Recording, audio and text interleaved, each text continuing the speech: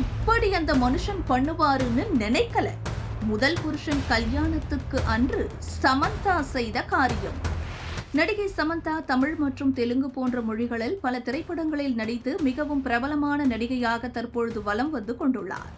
ஆரம்பத்தில் சைட் ரோல்களில் நடித்து வந்த இவர் தற்பொழுது மிகவும் முன்னணி நடிகைகளின் வரிசையில் மிக முக்கியமான நடிகையாக இருந்து வருகிறார். தனது நடிப்பால் பலரையும் தனக்கு ரசிகர்கள் ஆக்கிக் கொண்டு பல இளைஞர்களுக்கு ஃபேவரட் ஹீரோயினியாகவும் இருந்து வருகிறார். என்னதான் பிரபல நடிகையாக இருந்தாலும் கூட இவருடைய வாழ்க்கையிலும் பல கஷ்டங்கள் நடக்கத்தான் செய்துள்ளது. இவர் தெலுங்கு திரைப்படங்களில் நடித்து வரும் நாகார்ஜுனின் மகனான நாக சைத்தன்யாவை 8 வருடங்களாக காதலித்து வந்தார்.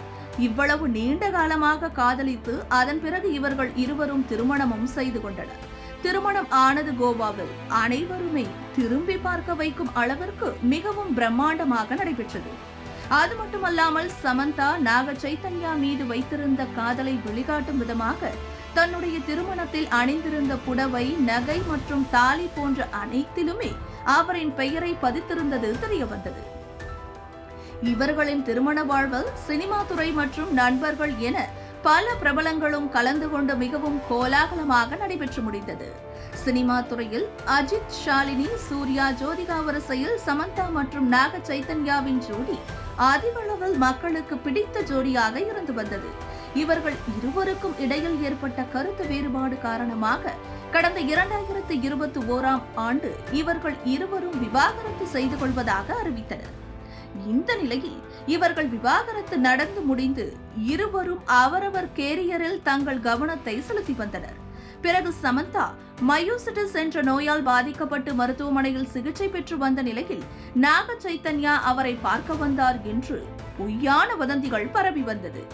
என்னதான் நோயினால் அவதிப்பட்டு வந்தாலும் சமந்தாவிற்கு அடுத்தடுத்து திரைப்படங்கள் வெளிவந்து ஹிட் கொடுத்தது.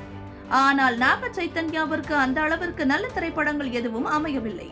இந்த நிலையும் நாக சைத்தன்யா சமந்தாவிடமிருந்து பிரிந்த ஒரு வருடத்திலேயே நடிகை சோபிதாவை காதலித்து அவர்கள் டேட்டிங் செய்து வந்தனர்.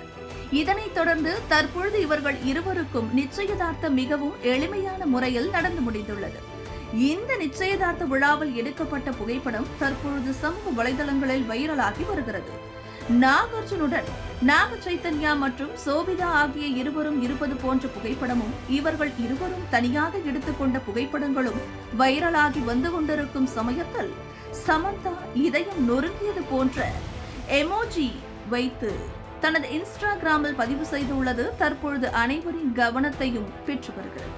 2024ஆம் ஆண்டு பாரிஸ் ஒலிம்பிக்கில் எதிர்பாராத விதமாக தகுதி நீக்கம் செய்யப்பட்ட மல்யுத்த வீராங்கனை விக்னேஷ் போகத் இனிமேல் போராட முடியாது என்று வலியுடன் பகிர்ந்திருந்த பதிவினை நடிகை சமந்தா தனது இன்ஸ்டாகிராமில் ஷேர் செய்து இதயம் நொறுங்கியது போன்ற எமோஜியை பயன்படுத்தி அப்லோட் செய்துள்ளார்.